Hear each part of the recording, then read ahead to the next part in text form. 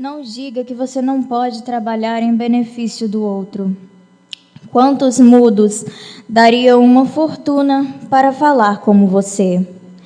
Quantos paralíticos suspiram por poder dar os passos que você pode dar? E quantos milionários entregariam todas as suas riquezas para terem 1/10 da sua fé? Não diga que você não pode trabalhar distribuindo bondade e palavras de carinho. Bom dia a todos.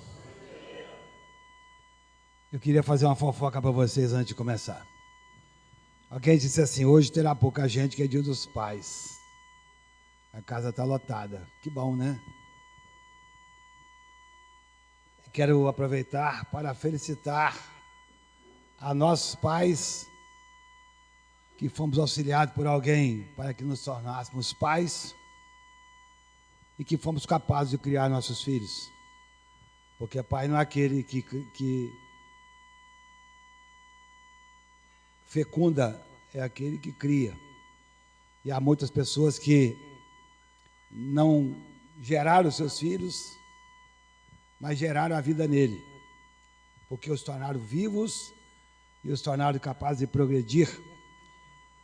E se eu posso então desejar algo a esses pais, eu desejo a gratidão dos seus filhos para com eles, quando eles já não puderem mais andar com as próprias pernas e se autodeterminar.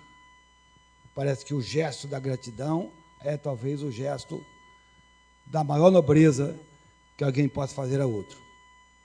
Quero agradecer a acolhida que a casa me dá sempre que vem aqui, o carinho de muitos, os quais já fazem parte do hall das minhas amizades.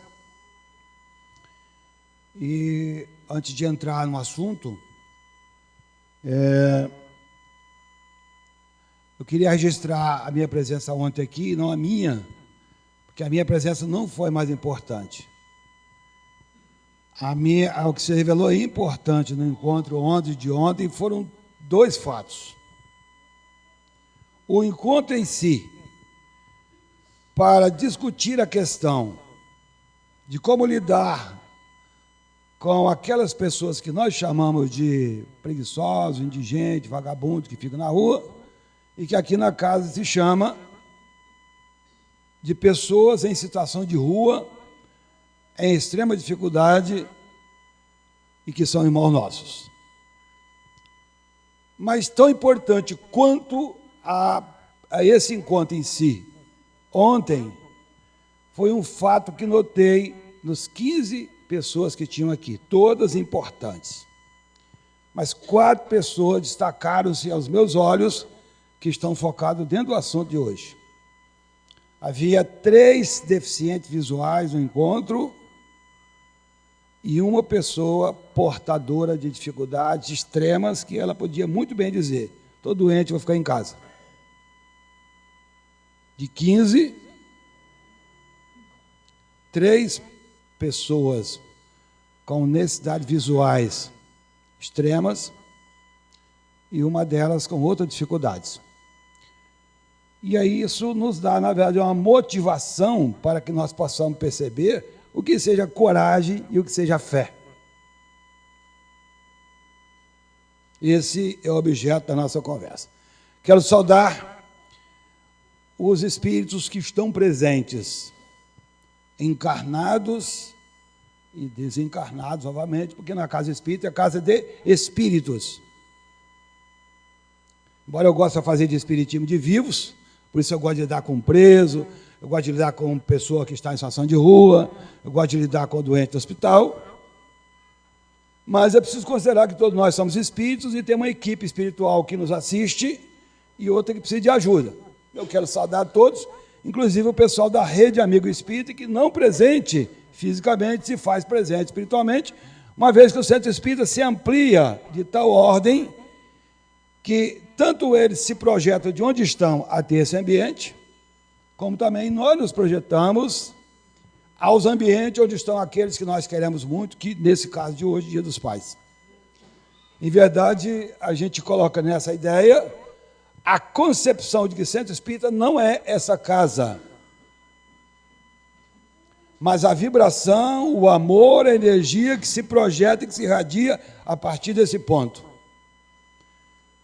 Então, onde está o nosso pensamento, onde está o nosso desejo, onde está a nossa ação, onde está a nossa irradiação, seja na Austrália, nos Estados Unidos, no Canadá, ou na África, onde quer que seja, em qualquer continente, nós estaremos lá.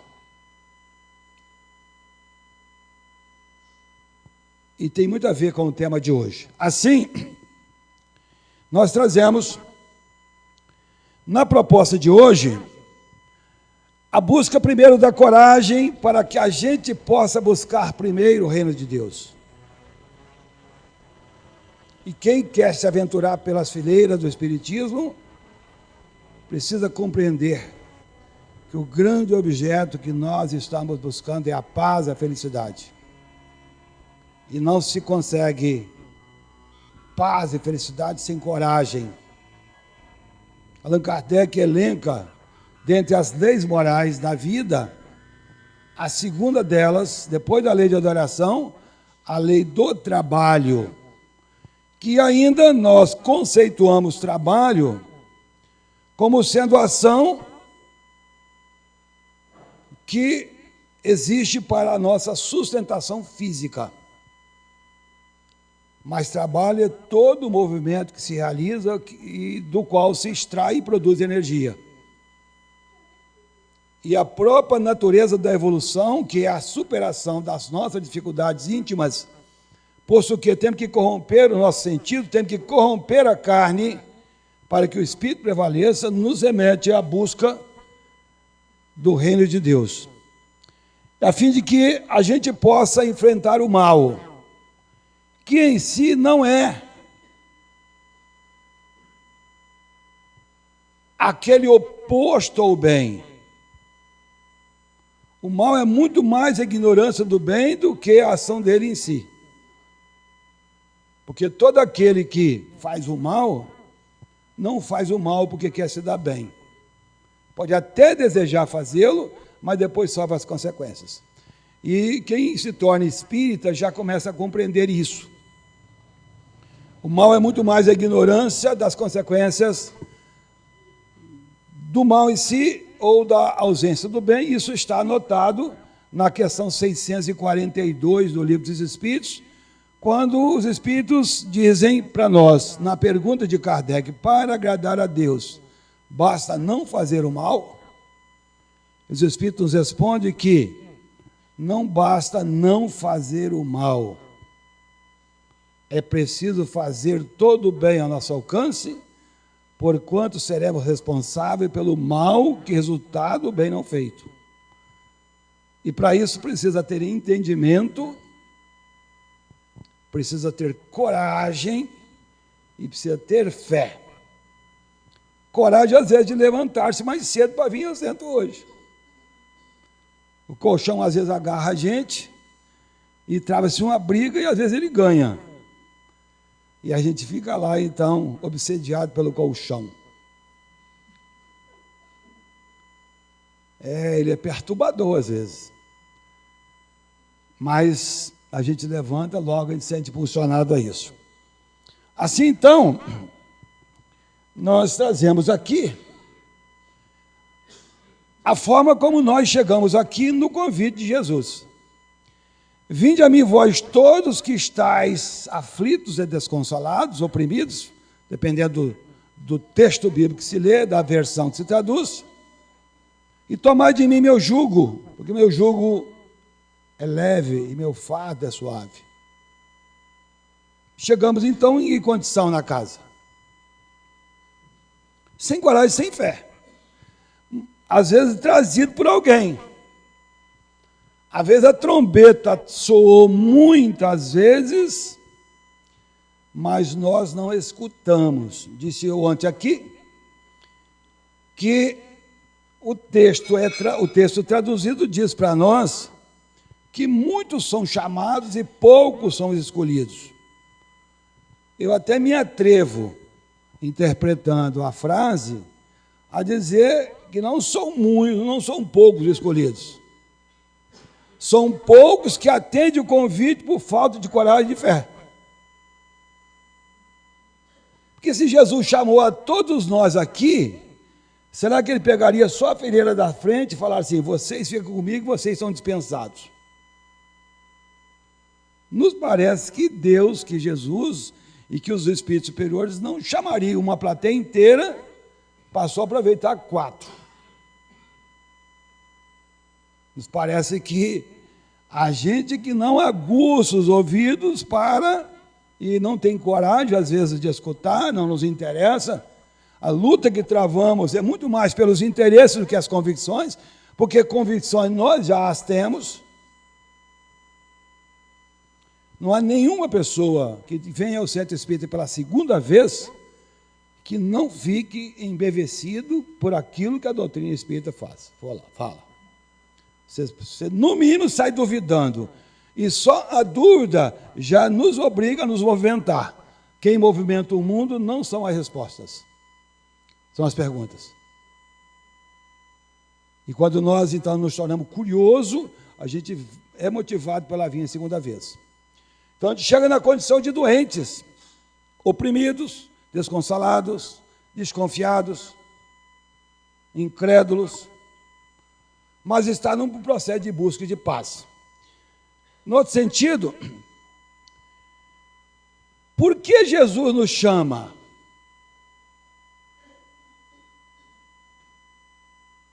Será que essa cura, ela não tem uma razão pela qual, com quanta bondade, a providência, a misericórdia divina se faça nesse chamado? Mas há um plano na ordem divina.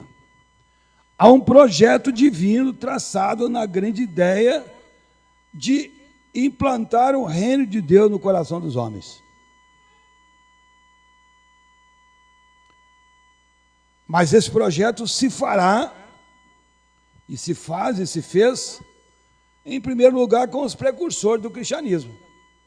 Quando nós olhamos a história dos povos, quando nós olhamos a história dos homens, nos diversos países, nas diversas épocas da história, nós vamos encontrar os avatares que eram precursores da ideia. E quem perpassou pelas páginas da história, aguçando um pouco mais o sentido em torno daquilo que se chama a construção do reino de Deus no coração dos homens, que não começa com Jesus, obviamente, começa na própria criação do planeta há 15 bilhões de anos. Tudo tem um plano.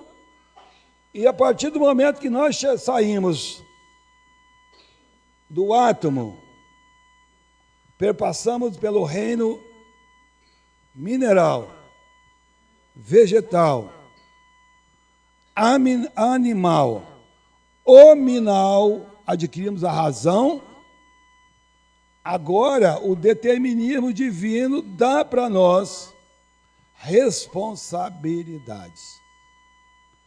E se formos capazes de perceber, então, que aqui chegamos adoentados, é preciso ver um pouco mais, depois que o processo de cura começa a se instalar, porque ele é natural, na ideia de escola, de hospital primeiro, depois escola, e a escola quer nos fazer pescadores de homens e de almas.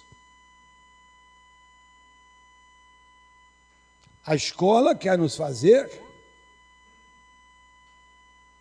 seguidores da mensagem de Jesus, cumprindo o papel dos precursores, cumprindo o papel dos discípulos, já se foram na sua época, agora somos seguidores.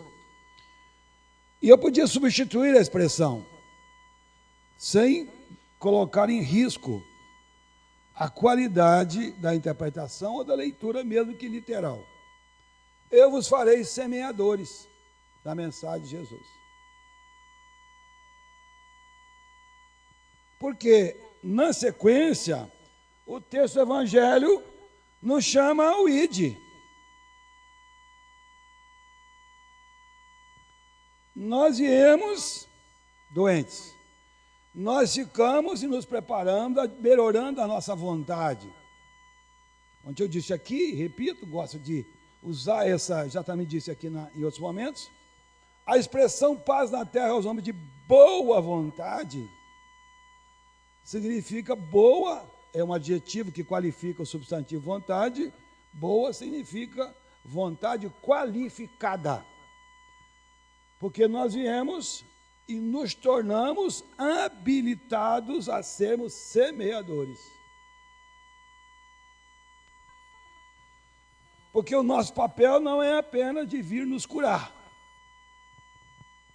O nosso papel é de tornar-nos co-obradores, cooperadores, co-mensageiros da mensagem de implantar o reino de Deus no coração dos homens. E para isso a gente precisa da coragem da fé. E aí vem então a expressão: seja corajoso, mãos ao trabalho, não tenha medo e nem desanime, pois Deus, o Senhor, meu Deus, está com você. Ele não o deixará nem o abandonará até que se termine toda a construção do templo do Senhor. Isso foi dito a Josué, lá em Crônicas. Muito bom, às vezes, também a gente perpassar as páginas do Antigo Testamento. Aliás, um questionamento que eu faço: se a doutrina espírita tem fundamento no cristianismo e o Novo Testamento é, na verdade, a fonte primária do cristianismo, conquanto a necessidade da interpretação, sair da interpretação literal para buscar a interpretação alegórica, simbólica, quiçá espiritual, conforme nos fala Pastorino, é muito bom que a gente relembre a nossa trajetória, porque provavelmente muitos de nós estavam compondo a equipe de Josué nas encarnações passadas. Alguns de nós estivemos perto de Moisés. O pessoal vai reclamar: não, se eu estou tão velho assim, do tempo de Moisés é muito mais. Porque nós estamos falando ao Espírito. E desde lá vem o incentivo, vem a motivação, vem o impulsionamento que nos é dado pelas vozes que nos falam o coração, sejam elas encarnadas, sejam elas nas inspirações que temos, portanto desencarnadas, a fim de que nós prossigamos, porque nós temos uma meta a alcançar. Quando a doutrina espírita define, aliás, o próprio Kardec define, Espiritismo é a nova ciência que vem revelar a origem, a nossa natureza e o nosso destino. E aqui a gente dá o destino de cada pessoa. Todos nós vamos chegar lá. Onde? Seremos espíritos mais elevados, espíritos puros. Se você me perguntar quando, eu devolvo a resposta dizendo: isso é com você, isso é comigo. Se você escuta, se você atende, se você tem coragem, se você tem fé nisso, você pode acelerar o processo. Se não tem, você vai retardar o processo. Por isso que as vozes dos céus não fazem aquilo que tem que fazer. As vozes do céu nos estimulam a nós fazermos aquilo que precisamos fazer, porque cada ação é um laboratório do aprendizado próprio, pessoal, que pode ser motivador para a experiência dos outros. Mas as realizações são nossas. Por isso precisa estar motivado da coragem, da fé. Todo aquele que... E aí vem então a condição já do id. Porque é preciso que nós nos confessemos diante dos homens, diante do meu Pai, e também nós não neguemos. Isso diz, e às vezes é duro dizer isso, muitos de nós às vezes esconde a condição de nós sermos cristãos. Muitas vezes, e vou dizer do trabalho, a gente não começa o trabalho, e isso já ganha corpo, é preciso dizer, em grandes corporações, esse trabalho de espiritualidade nas empresas, na verdade, na internet. Quem quiser conferir isso que estou dizendo, confirmar, Procura lá, espiritualidade das empresas. Algumas empresas já trabalham valores espirituais na construção das suas equipes de trabalho, porque descobriram, curiosamente, que as pessoas que são espiritualizadas são mais produtivas. Conquanto o objeto pelo qual se procura é a produção, não deixa de produzir resultado de satisfação, de bem-estar, de trabalho de equipe, de qualidade, de respeito ao próximo, de respeito ao companheiro da equipe, porque a equipe unida produz mais. Isso se constrói na ação comportamental que se faz. E algumas empresas hoje já abrem o seu dia com a oração. E quem ora, seja da forma que queira, já confessa, já é capaz de dizer. Como muitos de nós, às vezes, deixamos de confessar nossas convicções e deixamos de atender um companheiro que é doente do trabalho do nosso lado. Há um relato na literatura espírita, não me recordo a obra, mas será fácil de encontrar, um advogado que era espírita e trabalhava com outro que era ateu, materialista. E eles trabalharam 20 anos juntos, em parceria, no escritório. Desencarna o materialista. O companheiro segue a viagem dele. Um belo dia, na casa espírita, na reunião mediúnica,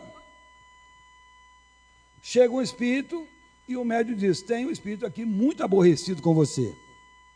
Está muito chateado com você. Aliás, ele está com raiva de você.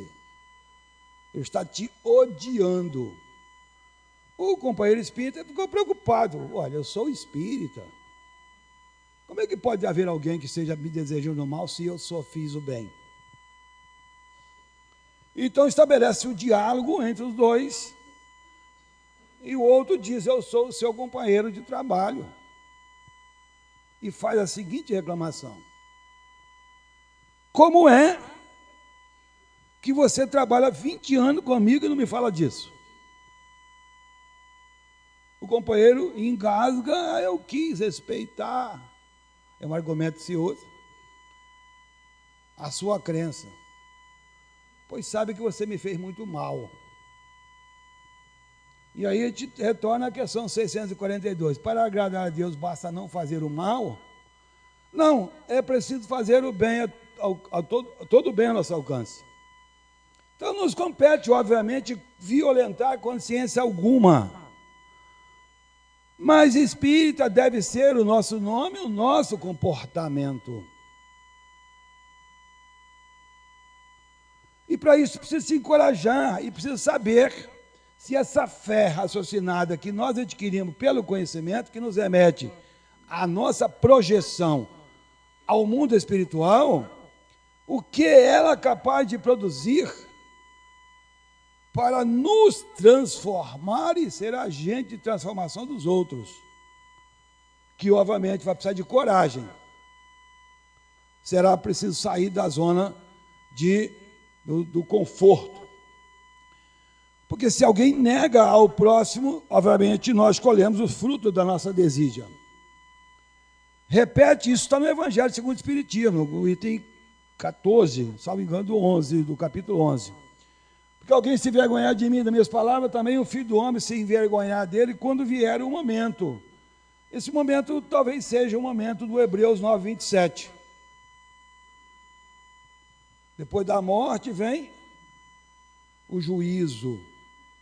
Quer dizer, adquirida a lucidez do outro lado, que nós nos damos conta de que estamos desencarnados, é possibilitado o momento, e esse vai fazer parte permanentemente das nossas reflexões, dizer se nós aproveitamos a oportunidade que tivemos. E a gente vai ver o que fez e o que deixou de fazer. Essa lembrança que nós fazemos nas palestras, e também nós que falamos somos lembrados, até porque fomos lembrados antes para poder vir falar disso, a gente se lembrou antes.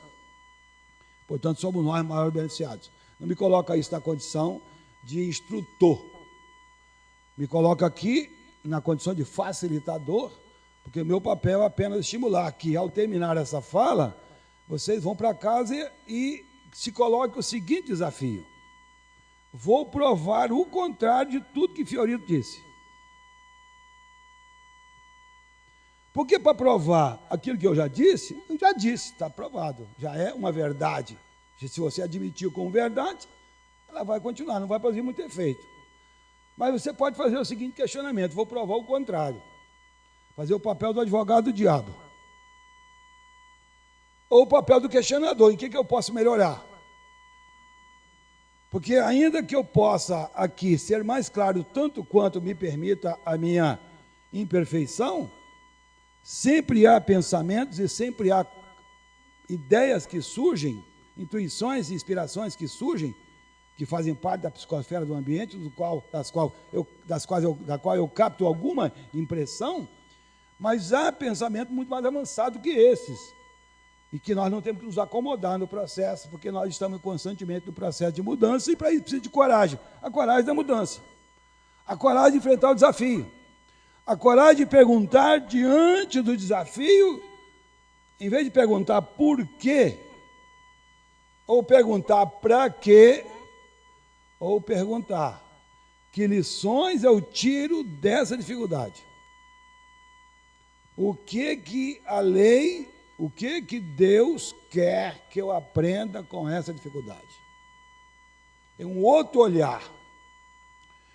O porquê é um olhar de certa indignação, de certa insatisfação, de certa irresignação. E mesmo a resignação, ela precisa ser ativa. Ela não pode se fixar no deísmo. Quando as pessoas dizem assim: Deus quer assim, você vai melhorar, se Deus quiser. E algum dia Deus não quis? Pergunto, algum dia Deus não quis que nós fôssemos felizes? Algum dia Deus não quis que nós estivéssemos curados? Os quer dizer assim: eu vou fazer a minha parte, mas tu tem que fazer a tua. É preciso sair da zona do conforto.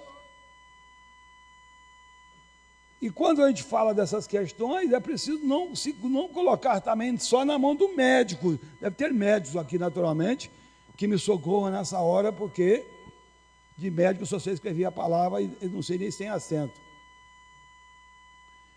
Mas a gente sabe que se o paciente não colabora, se o paciente não se motiva, se o paciente não se encoraja, se ele pelo menos não crê na capacidade do profissional que está ali na sua frente, nós sabemos que o resultado não vai ser aquilo que se espera. E muitas vezes o próprio médico vai suspeitar que o paciente não cumpriu a receita, ou não fez a prescrição, acompanhou a prescrição que foi dada. Porque ele sabe que na grande maioria dos casos aquela prescrição produz resultado, mas naquele caso não prescreve, mas a literatura já diz: olha, se não produzir resultado, pode ser que o paciente não tenha cumprido a regra. A gente desconsidera as orientações da casa espírita, porque isso aparentemente não tem consequências. Eu já disse aqui uma certa feita, já estou cansado de ouvir, mas eu repito. Bisbilhotava eu uma certa feita, uma conversa de dois jovens na internet, numa madrugada, num chat, eu estava acompanhando o diálogo deles, um jovem falou para outro assim: esse negócio de estudar o Espiritismo é muito complicado. A gente estuda e depois tem que aplicar. Aí o outro falou assim: então é melhor de parar de estudar. Falou: não, para, agora você já sabe, você está no sal, já é. Você dançou, agora não tem como recuar mais. Bem feito. Quem mandou vocês entrar naquela porta que o Virgílio bota até flor? Vocês perceberam que ele tem uma forma de iludir a gente e tal, aquele papo, ele não sabe por que ele bota flor, bota coraçãozinho no peito da gente, dá florzinha e tal. É porque ele está pescando, ele está botando isca, porque ele tem, como presidente da casa, um representante naturalmente imperfeito, como todos nós somos, nessa condição que vocês lhe deram, ele cumpre o papel dele de dizer: olha, depois disso a gente quer mais. Na nossa casa espírita, a gente diz o seguinte: você é, no primeiro dia, visitante, na segunda, você é trabalhador. Porque se você encontrar a geladeira com pouca água, por favor, bota água. Se estiver faltando o copo, sirva o copo. Se a vassoura tiver caído, por favor, recolha. Seja útil. Tenha coragem de ser útil. Tenha coragem de ser grato. Porque não há uma só pessoa que adentre aqui uma única vez que não seja agraciado por algo. Que às vezes é imperceptível, porque o processo é lento.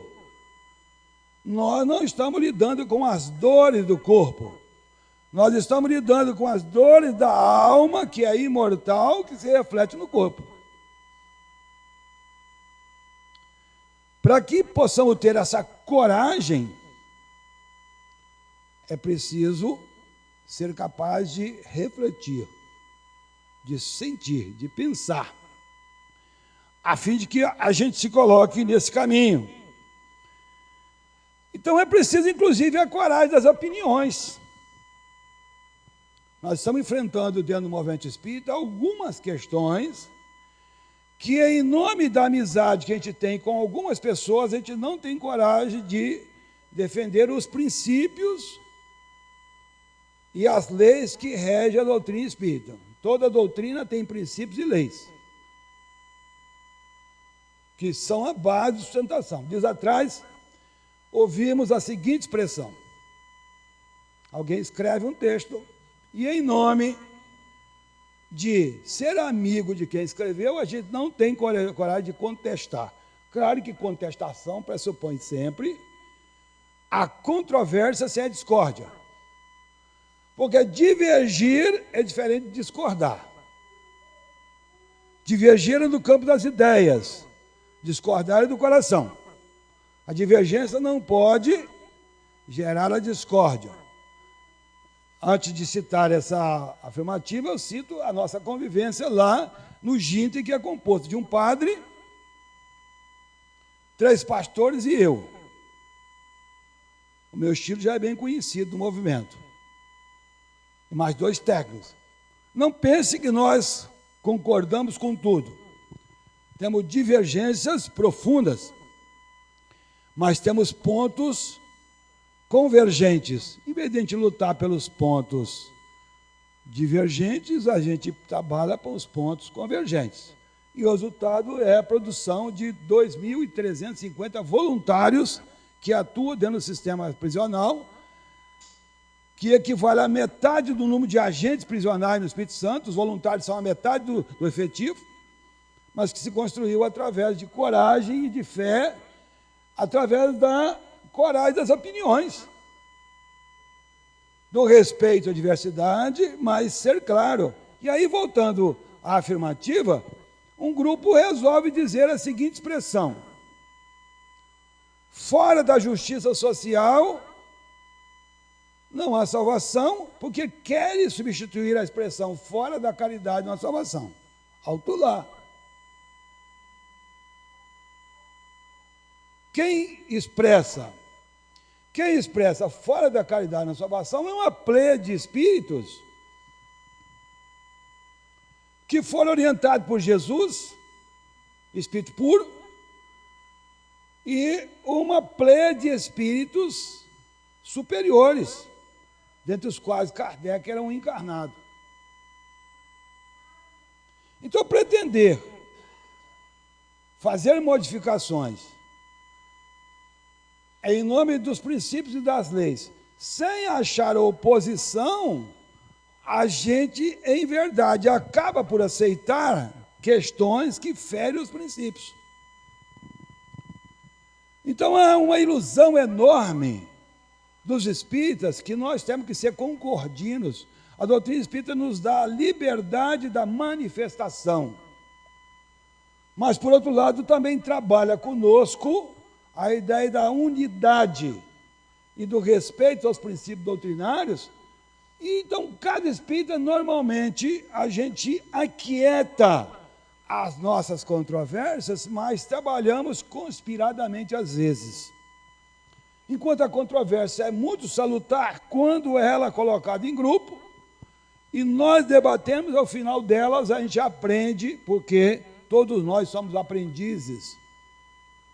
Então, essa coragem da opinião, ela precisa merecer a consideração das pessoas, mas é preciso também, junto com ela, haver a fraternidade junta, porque coragem sem fraternidade, ela pode massacrar. Coragem sem fraternidade pode ser ditadura. E a controvérsia, ela gera exatamente para conter os nossos impulsos. Porque é a prova da dignidade de enfrentar o perigo. Não nos cabe a simpatia pela simpatia, porque estamos concordando. Às vezes é necessário falar para que a gente exponha as ideias. Recolher-se é o que é de pior para o grupo, a menos que a discórdia já esteja instalada. Se a discórdia estiver instalada, a melhor palavra é silêncio. Mas se a convergência, se há a possibilidade do debate, da discussão, a doutrina espírita é filosofia. Filosofia é o que é, senão a busca da sabedoria.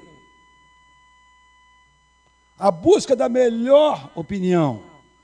E quando a gente não tiver a melhor opinião, é recomendadíssimo, busquemos na literatura, busquemos nas vozes daqueles que nos orientam, porque ainda que a casa tenha relativa liberdade dentro da interpretação, mas nós ainda somos limitados em nossa liberdade em razão da nossa dificuldade intelectual.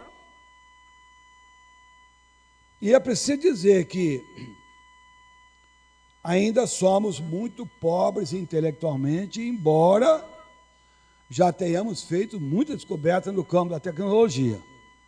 Mas a prova disso é que, mesmo com essa intelectualidade toda, a gente ainda carrega muitos atos dos quais nós não temos coragem de confessá-los, eles ainda nos envergonham.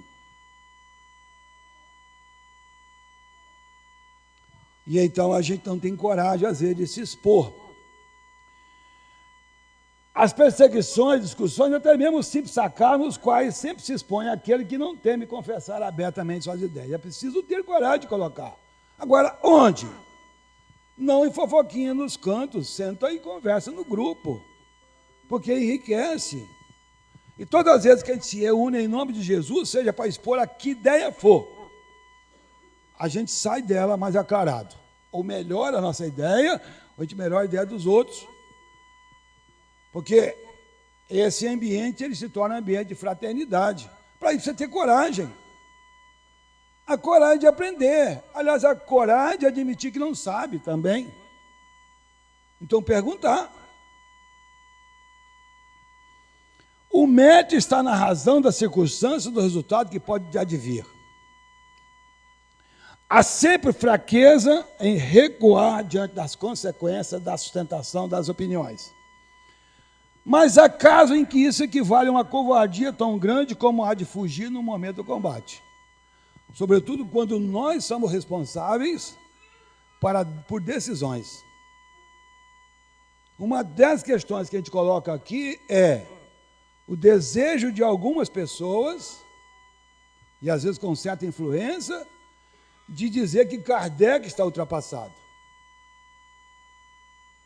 Ou de entender aquilo que é a universalidade dos ensinos espíritas, porque, em verdade, o que caracteriza a doutrina espírita é a universalidade consensada dos espíritos, se a universalidade já é consensada, obviamente, me perdoe o reforço por pleonasmo.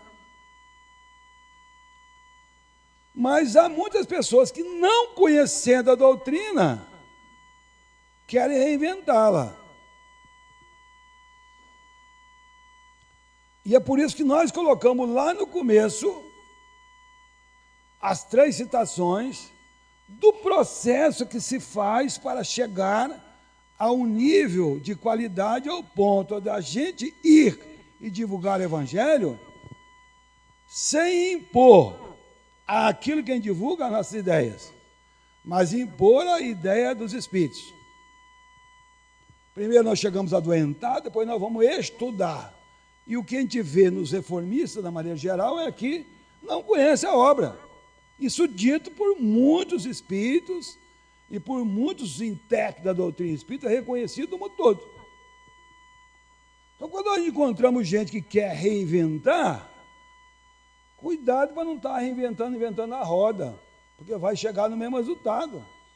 E é sinal de sabedoria saber que os grupos de estudo é que, na verdade, dissipam a nossa dor. Por isso que nós orientamos estudar a doutrina espírita, sim, sempre em qualquer lugar. Mas desde que um desses lugares seja na casa espírita. Porque na casa espírita a gente tira as dúvidas. A gente não incorpora à doutrina aquilo que a gente acha. Existe uma diferença gritante, quase assustadora, do que seja a doutrina dos espíritos e doutrina de alguns espíritas. E aqueles que nos chamarem de conservadores, diga assim: sim, sou conservador, conservo-me ao lado de Kardec. Mantenho-me ao lado dele, porque ao lado da equipe dele eu tenho menos chance de errar, embora erremos ainda. Nós não estamos admitindo que nós sejamos imunes ao erro por esse fato, mas as chances são menores dos desvios. Jesus estigmatiza essa covardia. No tocante ao problema especial de sua doutrina, ao dizer que se alguém envergonhar-se das suas palavras, quer dizer, não admitir as suas, mas colocar as próprias, portanto está se achando maior, ele se envergonhará também daquele que renegará aquele que houver renegado. Se o Espiritismo é o cristianismo redivivo, e se o cristianismo é apresentado para nós, o Espiritismo é apresentado para nós por uma plé de espíritos, da qual Jesus representa a verdade, Jesus representa a verdade, não é a verdade. Tanto que a tradução do texto, eu sou o caminho, a verdade e a vida, alguns autores, entre os quais Carlos Justiniano Torres Pastorino, que é um teólogo espírita, diz que talvez a melhor tradução seja: eu sou o caminho da verdade, eu sou o caminho da vida, porque verdade e vida é Deus. Também ele poderia dizer: eu sou o caminho da verdade, eu sou o caminho da vida, eu sou o caminho do amor. Porque Jesus é filho de Deus. Mas não é Deus. Isso estou colocando para as suas reflexões, para nós pensarmos. Mas há informações escritas, uma delas, de Carlos Justiniano Torres Pastorino, pouco lido, mas um teólogo de grande estirpe, que produziu uma obra monumental, pouco conhecida dos Espíritos, chamada Sabedoria do Evangelho, em 12 volumes, que você acha na internet para baixar em PDF. Então, quem tem o cuidado, quem já é mais afeito à etimologia, à pesquisa das palavras, à origem do grego, porque ele falava grego e latim, era professor de grego e latim na Universidade de Brasília, e falava 12 idiomas, inclusive o aramaico. Ele, ao interpretar o texto, ele diz: eu sou o caminho da verdade e da vida. E poderíamos acrescentar do amor, porque o Pai é o amor. E é João que diz que Deus é amor.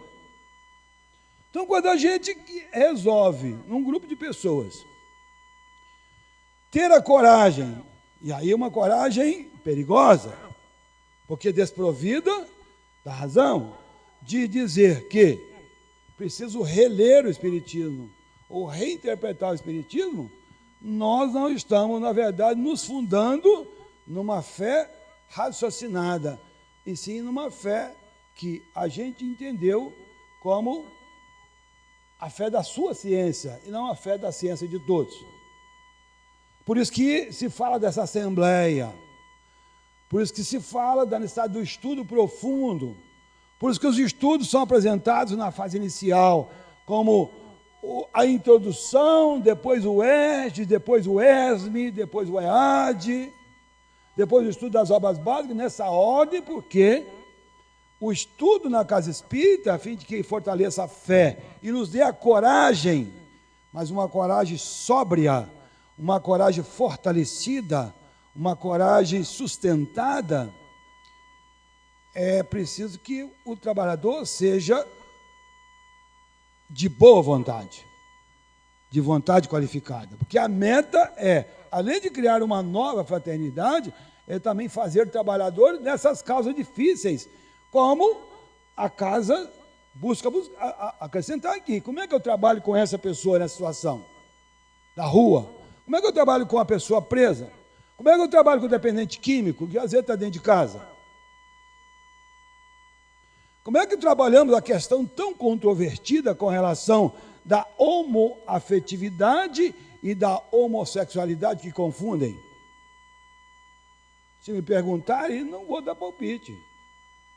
Mas pensemos que homoafetividade é uma coisa e homossexualidade é outra coisa.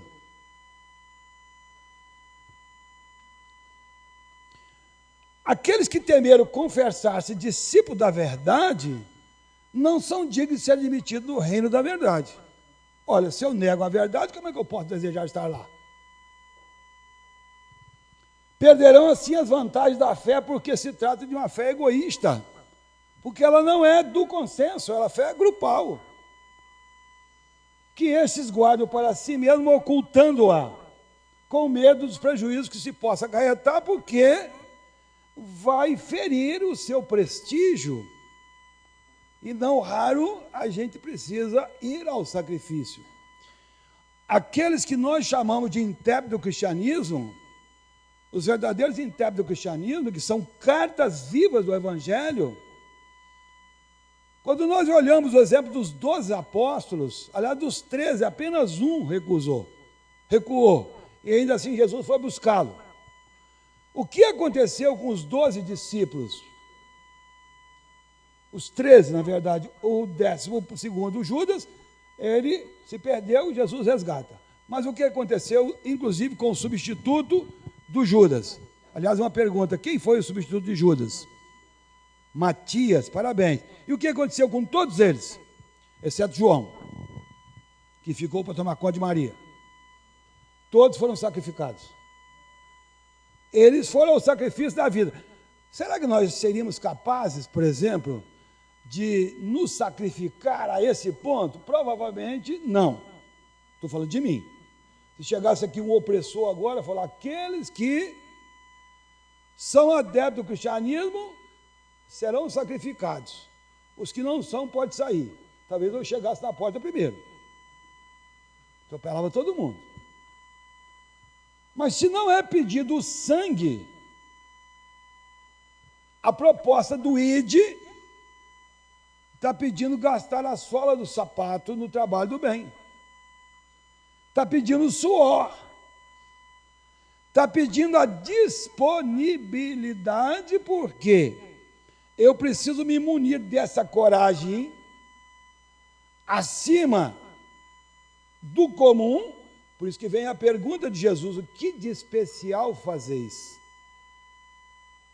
A fim de que nós possamos alcançar a meta da paz, tão bem colocada na música do Padre Zezinho, aí isso eu chamo de paz, não chamo de utopia, para parafrasear o Padre Zezinho, a fim de que nós possamos alcançar o ideal do bem que nós queremos.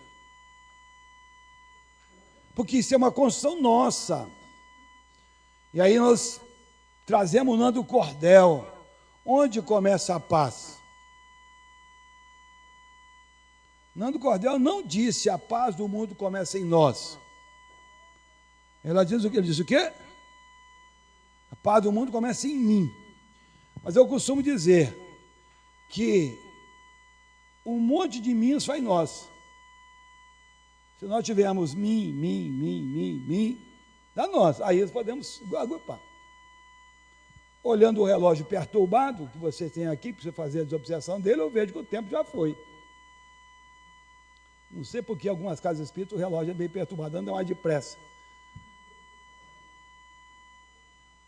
eu faço uma brincadeira a respeito disso, por que as reuniões espíritas demoram 1 hora só? Quando Pedro é encontrado dormindo lá no sermão, lá no Horto das Oliveiras, Jesus fala assim, não pudesse vigiar 1 hora comigo? E aí os dirigentes espíritas inventaram que a reunião espírita tem que ser de 1 hora só, tem que ser 3 de 4. Eu sei que a gente ia apanhar depois de vigir, nunca mais me chama a falar aqui. Mas desde aquela época é 1 hora só. A nossa intelectualidade às vezes reclama mais tempo, mas no meu caso pede para acabar logo para não falar mais bobagem. Mas fica o convite da ação, da argumentação, da escuta, das vozes que nos falam o coração, a fim de que a gente possa corromper a carne para fortalecer o espírito que somos. Somos espíritos e o nosso processo é de libertação das nossas imperfeições, porque nós queremos a paz, nós queremos um mundo melhor, nós queremos a felicidade, mas para fazê-la vai ter que subir a montanha, vai ter que escalar a montanha dos desafios, e que se nós não tivermos cercados de uma fé robusta, uma fé sincera, uma fé revestida na sustentação daqueles que nos assistem, dessa equipe de espíritos superiores que nos orientam, capitaneado por Jesus, nós teremos muito mais dificuldade. Portanto, coragem e fé nas nossas realizações. Um bom domingo para vocês, um bom domingo para todos e que Jesus nos abençoe.